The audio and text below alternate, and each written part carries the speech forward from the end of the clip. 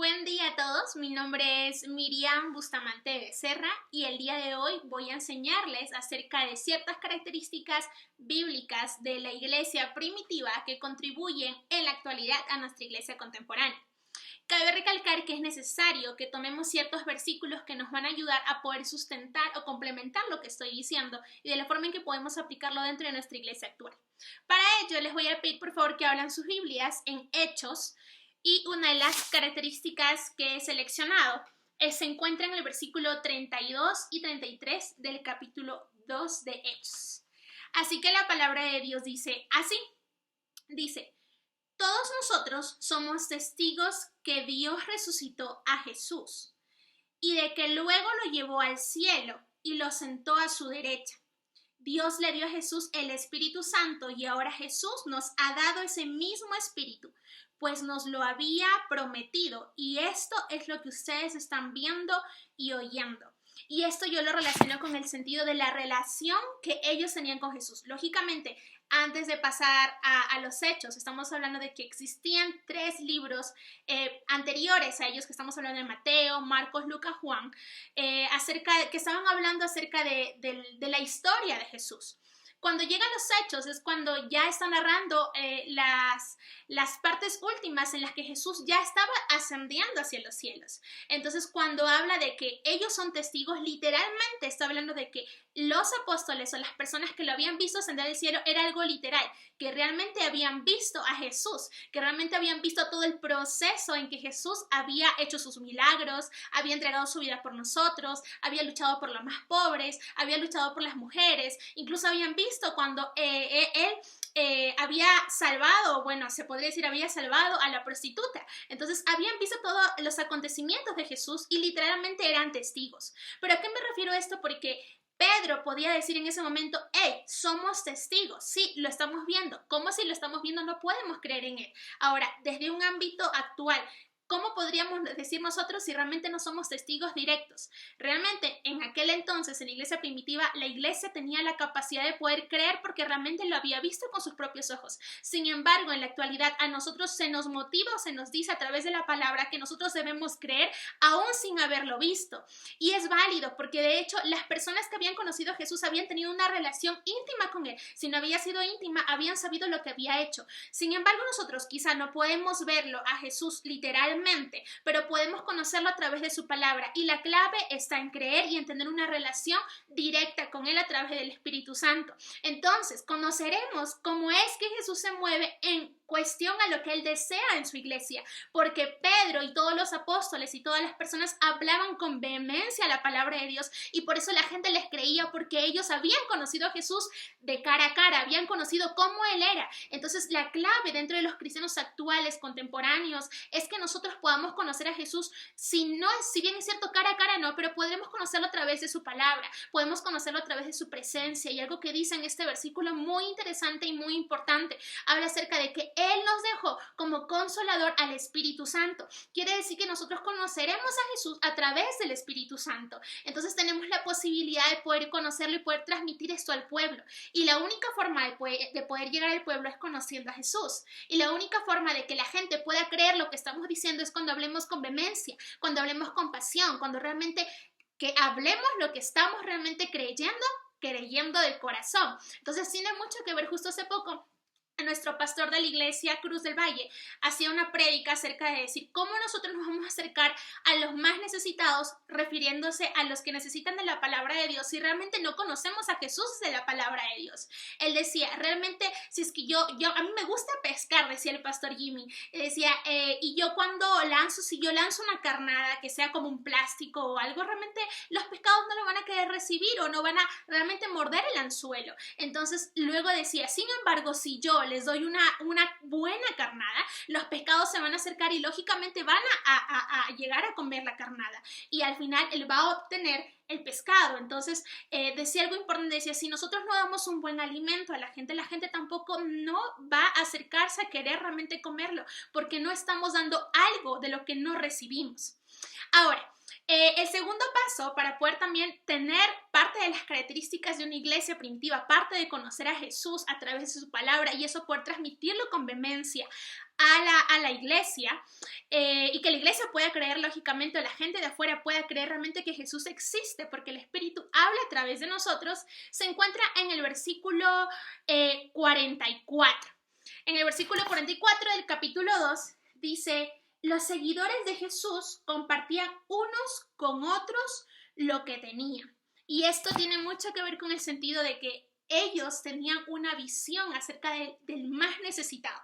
Tenían una visión acerca de que si yo tengo la posibilidad de poder compartirte lo que tengo, y sin el susto de poder quedarme sin nada, simplemente lo hacían de corazón. También la palabra de Dios dice que todos tenían el mismo sentir, que quiere decir que todos hacían lo mismo.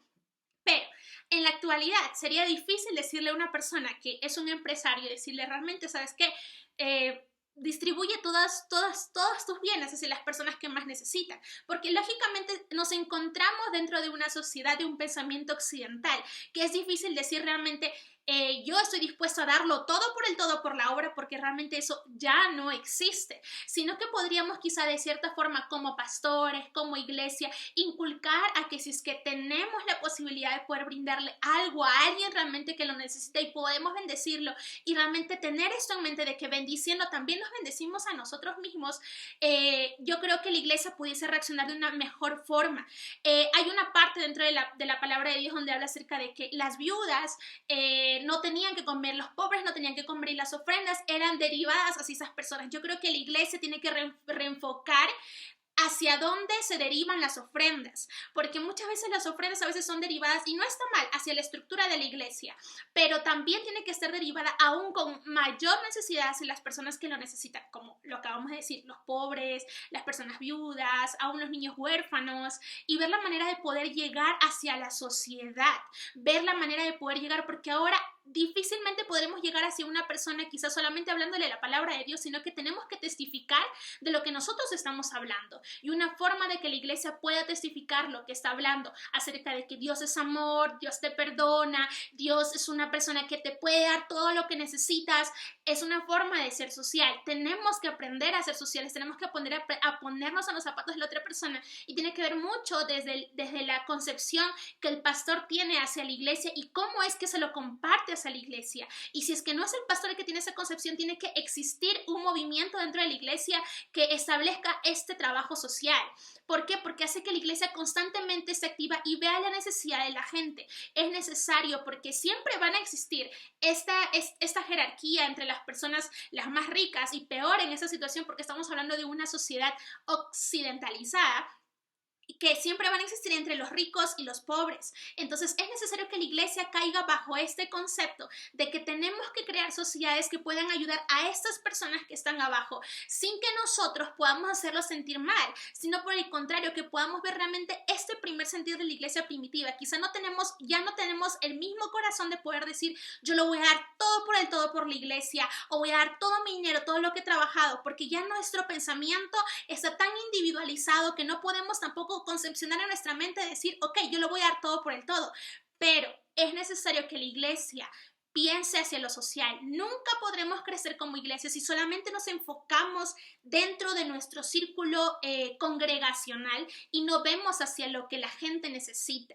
Muchas de las iglesias que realmente han crecido es porque realmente han visto la necesidad que está afuera, y la iglesia generalmente, no me refiero a una congregación particularmente, sino a la iglesia en general en todo el mundo, ha crecido por esta misma necesidad, porque la gente que veía que los cristianos eran las personas que ponían su mano, los cristianos eran las personas que se esforzaban por ayudarles, y creo que en esta situación que estamos pasando ahora con el COVID-19 es aún más relevante todavía la posición de los cristianos. La gente quiere saber qué es lo que la iglesia está haciendo, y creo que la iglesia se está movilizando. De hecho, hay gente que sí, se está arriesgando al ir a entregar, pero de cierta forma lo está haciendo por una causa, porque sabe que hay gente que necesita.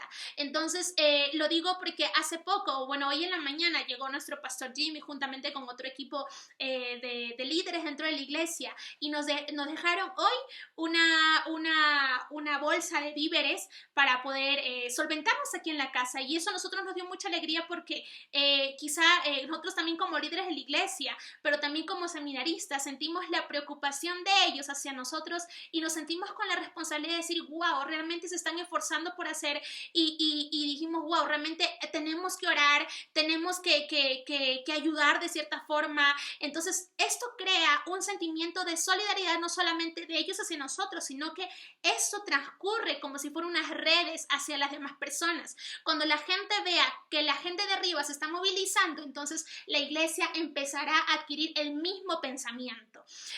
Y bueno, como tercer paso de la iglesia primitiva, que a mí me encanta, creo que es una de las cosas que más me agrada, y está en el versículo 46 del capítulo 2 igual, dice la palabra de Dios.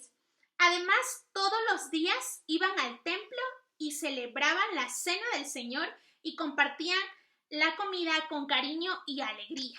Entonces, ¿por qué digo que es mi parte favorita? Porque creo que el alimento dentro de la iglesia o el compartir dentro de la iglesia es súper importante y súper esencial. No he tenido la oportunidad de quizá compartir mucho con la iglesia actual con la que estamos trabajando. Sin embargo, la iglesia en la que yo provenía, que era una iglesia de las Asambleas de Dios, no tan grande, estamos hablando de unos 80 miembros aproximadamente, de hecho, el momento en que iba más gente a la iglesia era cuando había festividades y al final se terminaba con comida, la iglesia cantaba, la iglesia se reunía, comían juntos, hablaban juntos y de pronto el siguiente domingo estaba toda esa gente que había venido un domingo antes y así consecutivamente pasaba cada vez que existían ciertas festividades o que había compartir al final, a veces sin ningún sentido de festividad, sea ahí a la madre y al padre, o sea, la misma cena del Señor.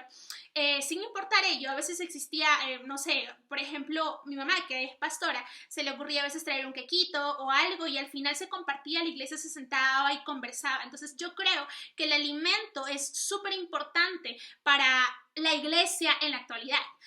Y creo que creo que es concurrente. Creo que ha sucedido durante el transcurso de los tiempos y es algo que la iglesia actual no debe dejar de trabajar. Creo que es algo que la iglesia actual no debe dejarlo y decir, no, solamente nos vamos a abocar a lo que es estructura, a lo que es el trabajo, estrategia y todo lo demás, porque realmente algo que nunca se va a desligar de la iglesia es el compartir. De hecho, cuando Jesús habló acerca de que Él realmente se iba a ir y que literal se iba a cumplir todo lo que se había mencionado en la Biblia, entonces Él lo hizo partiendo el pan, lo hizo compartiendo el vino.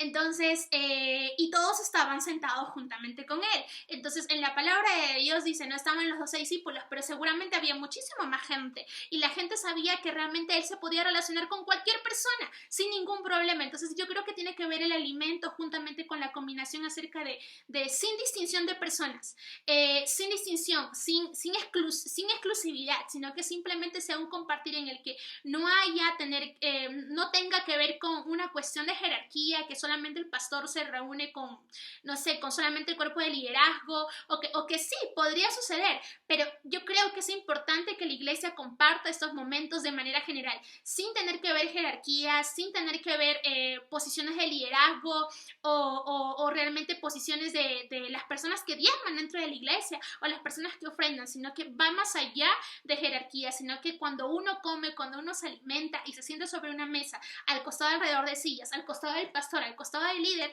realmente nos encontramos bajo ya no como una posición vertical, sino es algo horizontal, en la que la iglesia se siente la capacidad de poder conversar con cualquier persona. Y yo creo que el alimento y todos sentados en una mesa sin importar la jerarquía, yo creo que crea en la iglesia un sentimiento de desigualdad completa. La iglesia, y de hecho me encantaría que dentro de esta idea, y lo aplicaba con los chicos de la iglesia, lo aplicábamos con los líderes, decíamos, los hermanos nuevos que vienen o las familias que vienen, los líderes, o sea, que éramos nosotros, los jóvenes, generalmente líderes, eran los que servíamos a los hermanos que estaban ahí. Entonces no existía una diferencia entre los hermanos, los que siempre sirven, ellos son los que van a hacer, no, sino que los que estábamos liderando éramos los que servíamos a los hermanos, y creo que de cierta forma esto creaba la igualdad en la iglesia. Entonces yo creo que es importante esta cuestión de alimento, ¿no? Porque creo que la Santa Cena es una de las acciones más, como más representativas dentro de la iglesia respecto a una desigualdad. No hay mayor, no hay menor, simplemente la gente recibe la Santa Cena y se hace el análisis propio acerca de que si realmente lo que está en comunión con el Señor, o si decide estar en comunión con el Señor de ahí en adelante, no lo sé. Pero va más allá de lo que solamente un grupo de personas pudiese consumir. Bueno, y básicamente eso es los 3 puntos que quisiera hablar el día de hoy. Existen muchísimos más puntos que hablar, porque la iglesia primitiva realmente tuvo sus cosas positivas, como hubieron cosas que quizá no lo menciona la Biblia, no lo sé, pero yo creo que hay cosas que recalcar y que podemos aplicar en la actualidad sin ningún problema. Y todo depende de la visión de lo que tengan las personas de arriba. Entonces yo creo que si tú estás ahí y tienes la posibilidad de poder cambiar tu iglesia, de poder cambiar esta perspectiva de desigualdad, hazlo. Y si tienes la posibilidad de poder llegar al pastor y hacerle llegar ese sentir, ora antes de poder hacerlo. Bueno, eso es todo por el día de hoy. Dios les bendiga y espero que haya sido de mucha edificación para ustedes.